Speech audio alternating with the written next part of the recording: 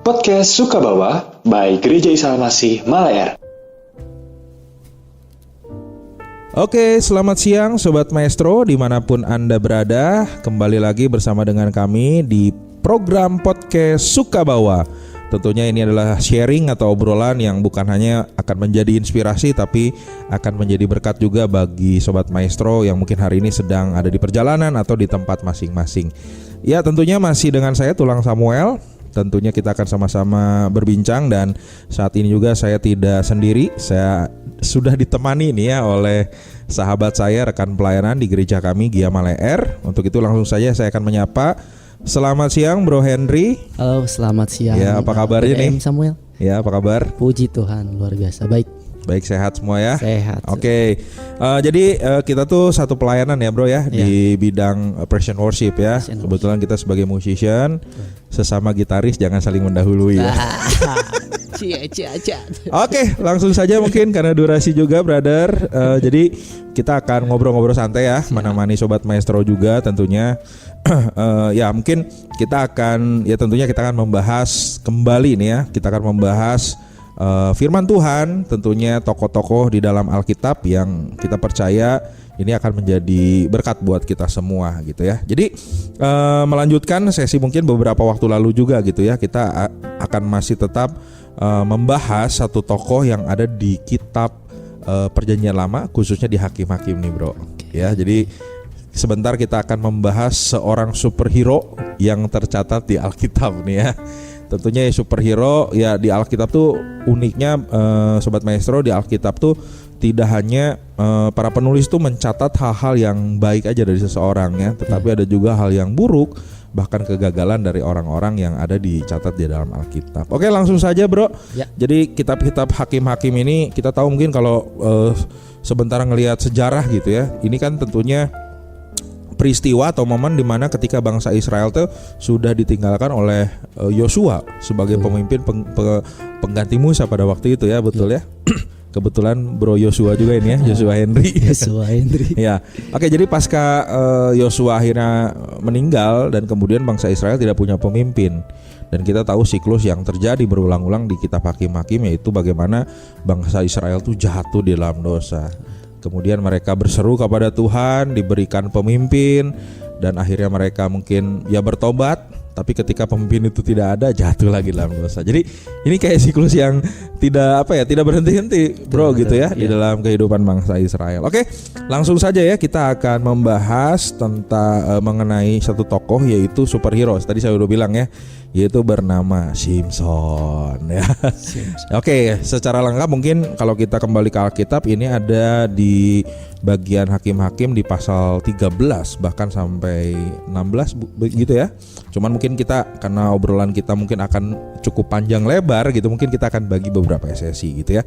Nah, sejak awal Simson ini kita tahu gitu ya bahwa dia tuh orang yang dikhususkan Tuhan Bro gitu ya. Jadi Simson ini melalui sebuah peristiwa bahwa ya ayahnya itu adalah bernama Manoah, dan tentunya ada istrinya Ibu Manoah ya, Nyonya Manoah gitu ya, yang menjadi mamah daripada kelak menjadi mamah dari Simson. Tetapi nah ini ada sebuah kondisi di mana mamanya itu mengalami yang namanya mandul gitu. Nah ini yang uniknya gitu. Tetapi ya kembali lagi keluarga ini, Manoah ini diberikan kasih karunia Tuhan gitu, bahwa Tuhan kemudian akan menitipkan ya seseorang yang kemudian akan dipakai menjadi alat Tuhan sebagai hakim bagi bangsa Israel. Nah mungkin kita gini dulu Bro, jangan membayangkan hakim yang seperti ada di pengadilan gitu ya, hakim yang ketok palu gitu ya. Nah ini hakim, jadi hakim yang dimaksud di dalam momen ini atau kisah ini adalah hakim sebagai mungkin kalau diibaratkan sekarang tuh kepala suku lah gitu ya. Karena ya kembali lagi bangsa Israel sudah tidak ada pemimpin, mereka merindukan pemimpin, mereka merindukan raja. Tetapi di fase ini Tuhan memberikan hakim bagi bangsa Israel untuk memimpin mereka gitu. Nah ya kembali lagi di bagian awal gitu ya, kisah daripada Simson, Manoah dan kemudian istrinya. Kembali lagi dia tuh seorang yang mandul, tapi Tuhan memberikan kasih karunia, itu tercatat di Hakim-Hakim pasal 13 ayat 3 gitu. Tapi kembali lagi Tuhan memberikan memberikan sebuah mandat kepada keluarga ini, dan akhirnya lahirlah seorang yang bernama Simson yang awalnya ibunya adalah seorang yang mandul gitu ya. Jadi ini luar biasa gitu ya. Secara kalau kita tahu juga kondisi waktu itu bro ya, kalau seseorang itu mandul kan tentunya ini sebuah aib bagi keluarga, betul ya? Betul. Ya jangankan zaman dulu gitu ya, zaman sekarang pun sama ya. Iya. Ketika seorang istri mungkin ya istilahnya dari tahun ke tahun istilahnya tidak punya anak terus kan menjadi obrolan juga ya, menjadi omongan ya, apalagi selalu ditanyain. ditanyain gimana? Kapan nih punya anak? Ya iya betul ya. Ya itulah netizen kita ya, betul ya. Ya tapi ya inilah pergumulan gitu. Tapi ya kembali lagi ada sebuah kasih karunia yang diberikan Tuhan kepada keluarga ini. Nah singkat cerita lahirlah Simson. Ini seorang yang kemudian sudah dipersiapkan akan menjadi alat Tuhan gitu ya. Nah dari sini kita bisa melihat bahwa ternyata yaitu tadi ketika Tuhan menciptakan atau melahirkan kita ke dunia gitu ya, kita ambil pelajaran dulu gitu ya dari kisah lahirnya Simson ini.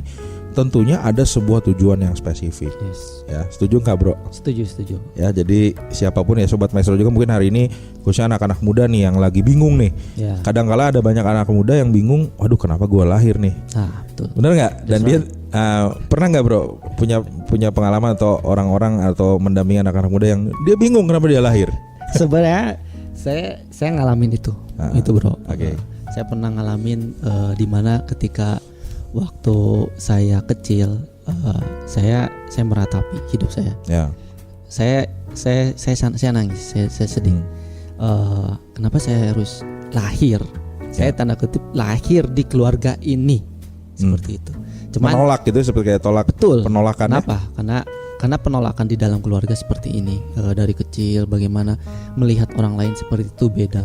Tapi ketika saya bertumbuh, saya mulai belajar, dan apalagi ketika saya mengenal Yesus, saya semakin mengerti, memahami. Dan itu saya alami bagaimana rasanya seperti kenapa sih gitu. Saya lahir di dunia ini, bahkan saya lahir di keluarga ini. Saya tidak meminta kenapa saya harus ada begitu. Betul. Nah ya balik lagi ya, biarlah ya maksudnya di momen awal-awal kisah lahirnya Simson ini boleh meneguhkan gitu ya setiap sobat maestro juga, khususnya siapapun gitu yang mungkin hari ini kebingungan atau ya kayak tadi Bro Henry mengalami yang namanya penolakan gitu ya, dan mungkin tidak mau ada di sebuah keluarga yang mungkin hari ini ya memang Tuhan titipkan itu semua. Nah ini menjadi menjadi sebuah pelajaran bagi setiap kita. Namun kembali lagi seperti apa yang ditegaskan juga di Efesus 2 ayat 10 juga di bagian lain, bahwa ternyata ya Tuhan menciptakan kita, Tuhan melahirkan kita melalui orang tua, ada sebuah agenda khusus gitu. Nah seperti yang Tuhan nyatakan bagi keluarga Manoah gitu. Simson dilahirkan sekalipun awalnya mamahnya mengalami mandul gitu, tapi ada mujizat Tuhan terjadi, dan disitulah titik akhirnya kita mengerti bahwa tujuan Tuhan dinyatakan bagi keluarga ini, dan secara khusus kepada keluarga Simson gitu ya. Nah oke, bicara tentang kesibukan bro ya, kan bro bekerja juga, terus kemudian melayani juga gitu. But as I know gitu ya, hari ini Bro Henry juga sedang menempuh studi, betul ya? Yes. Di sebuah sekolah Alkitab atau teologi, dikatakan sekolah teologi gitu. Nah mungkin ini kaitannya dengan tujuan Tuhan ya. Tadi kan kita udah sepakat bahwa ketika kita dilahirkan dimanapun itu Tuhan punya tujuan. Betul. Nah ini kenapa bro tiba-tiba nih ya masuk sekolah teologi atau sekolah Alkitab? Apa sih yang mendorong gitu? Apakah yaitu tadi dalam konteks waktu itu Simson dilahirkan dengan sebuah tujuan akan memimpin bangsa Israel gitu. Nah kira-kira buat pengalaman ini Bro Henry bisa sharing nggak? Apa yang mendorong, kemudian ya istilahnya mungkin kasar kata kesambet apa gitu. Sambat. Nah, apa sih sebetulnya mungkin ada yang sedang Tuhan titipkan melalui proses ini? Silakan Bro. Baik, sebelumnya terima kasih dan sobat Maiso dimanapun Anda berada. Jadi sedikit saya kilas supaya cepat ya, tapi supaya makna.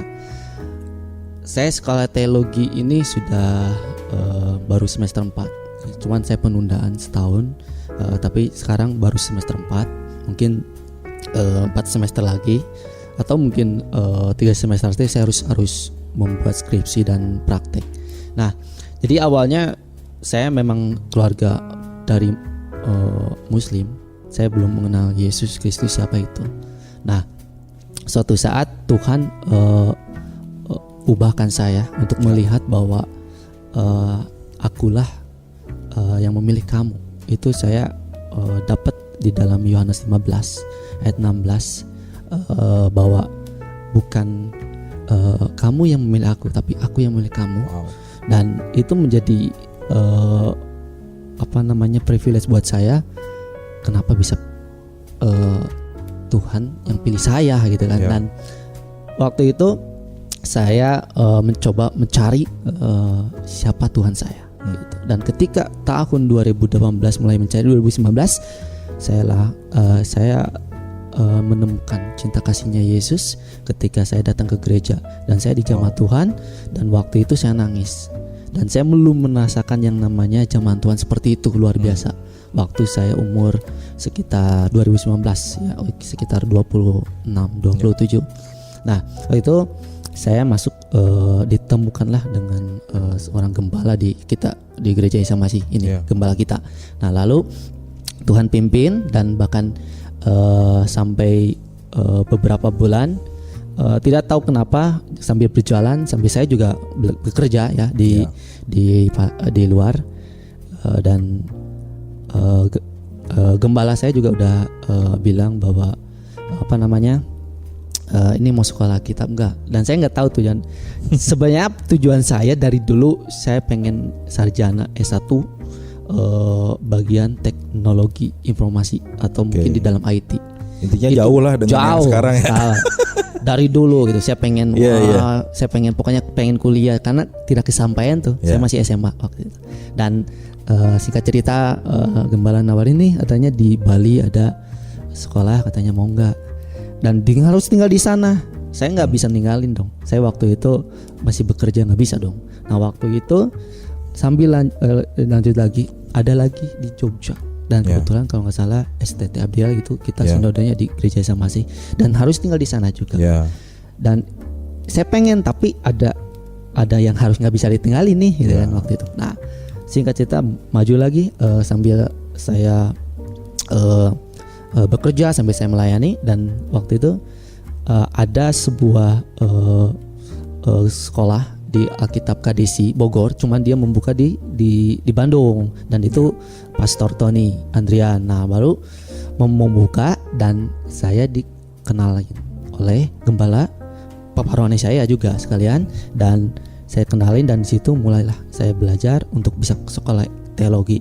Dan saya ngalir aja. Kenapa? Saya nggak tahu kenapa tiba-tiba ya udahlah, saya pengen mindsetnya S1, pokoknya sarjana, jalan aja. Nah, dari situ mulailah sampai sekarang semester 1, semester 2, semester 3, semester saya semakin hari semakin memahami bahwa saya itu butuh. Saya sebenarnya belajar.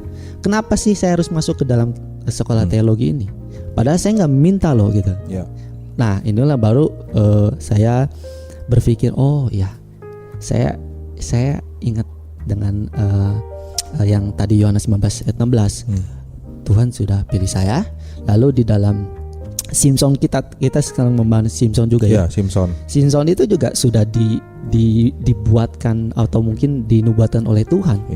Dipersiapkan lah ya. Betul, dipersiapkan bahwa nanti akan lahir seorang mungkin raja yang akan membawa gitu kan Israel jauh atau dari perbudakan, dan memimpin betul. Dan itu saya percaya di dalam Alkitab juga berkata bahwa Tuhan itu sudah pilih seseorang itu sebelum sebelum dunia dijadikan. Keren. Itu yang membuat saya berarti Tuhan itu ketika saya belum mengenal Yesus, Tuhan sudah pilih saya. Dan waktu saya masuk ke sekolah teologi, dan saya yakin ini ada suatu perjalanan Tuhan yang sudah merencanakan buat saya. Dan itu luar biasa. Mungkin inilah Tuhan yang sudah pilih. Sama seperti Simpson, Tuhan yang sudah pilih Simpson. Oke. Jadi berawal tadi bro, seorang yang belum mengenal Tuhan, kemudian ada momen di mana akhirnya Tuhan kasih kesempatan itu, dan hari ini meresponi dengan lebih jauh mengenal Tuhan. Betul.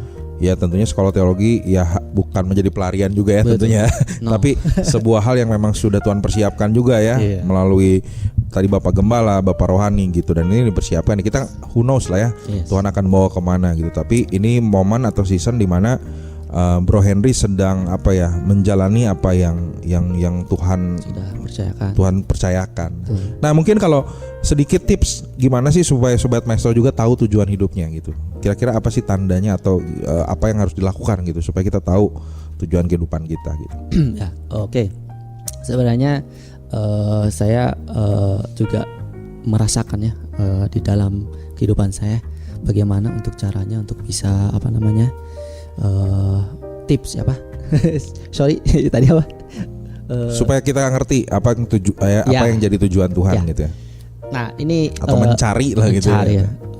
Ya kalau menurut saya secara pandangan saya bahwa kita harus merasakan kasih cinta Yesus itu. Wow. yang luar biasa. Ya. Kenapa? Karena sebelum kita mau merasakan kasih cinta Yesus itu, seseorang itu tidak akan pernah bisa mencari. Itu banyak di luar sana yang mencari sesuatu tapi belum mengenal Yesus. Ya. Dan mungkin hanya mencari tentang yang namanya duniawi. Tapi ketika Tuhan jamah, Tuhan saya rasakan dan kasih cinta Yesus, saya mulai mengerti apa yang harus saya lakukan.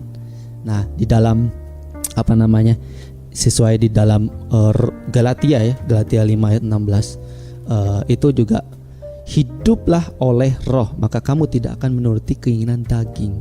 Sebab keinginan daging berlawanan dengan keinginan roh, dan keinginan roh berlawanan dengan keinginan daging. Nah, karena keduanya bertentangan sehingga kamu setiap kali tidak melakukan apa yang kamu kehendaki. Akan tetapi jikalau kamu memberi dirimu dipimpin oleh roh, maka kamu tidak hidup di bawah hukum Taurat.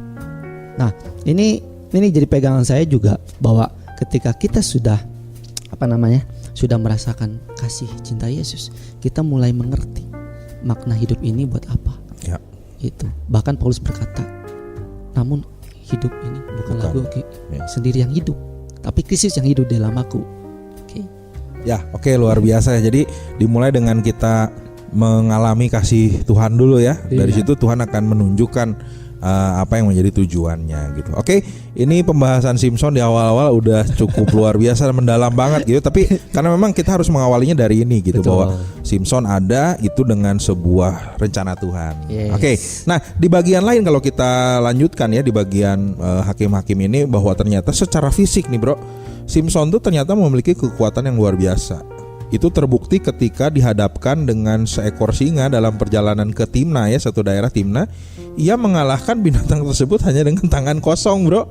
Jadi bukan pakai pedang, bukan pakai apa. Jadi secara fisik ini orang yang luar biasa gitu. Nah tentunya mungkin pelajaran buat kita ya, kembali lagi ya, di tengah-tengah kekurangan kita ternyata Tuhan menitipkan kelebihan. Setuju gak bro? Betul, setuju. Ya, Simpson ada sebuah kelebihan gitu. Betul. Ya, dia menjadi orang yang superhero luar biasa.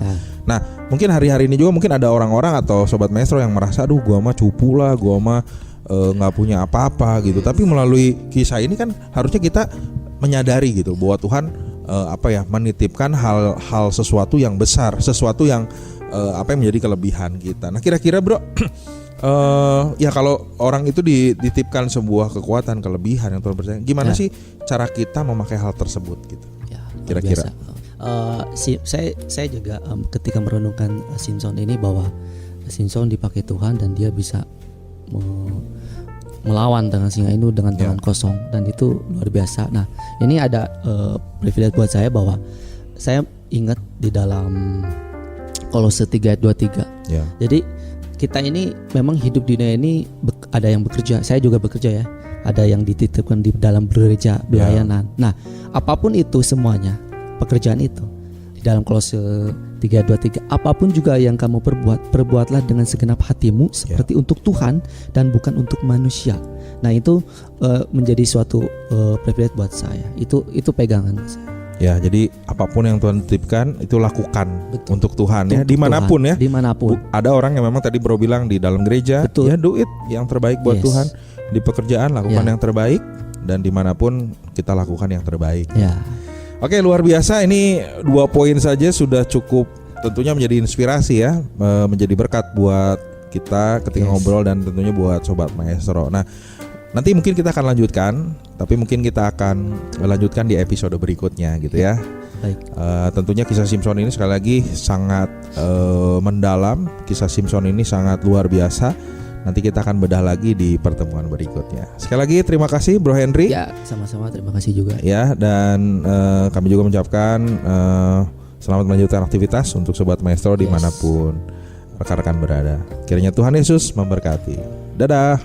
Podcast Sukabawa by Gereja Isa Al-Masih Malaer yang berlokasi di Jalan Malaer 1 nomor 15. Untuk informasi ibadah, pelayanan, dan komsel, dapat menghubungi Sekretariat Gereja Isa Al-Masih Malaer di nomor 0821 1965 9019. Tuhan Yesus memberkati.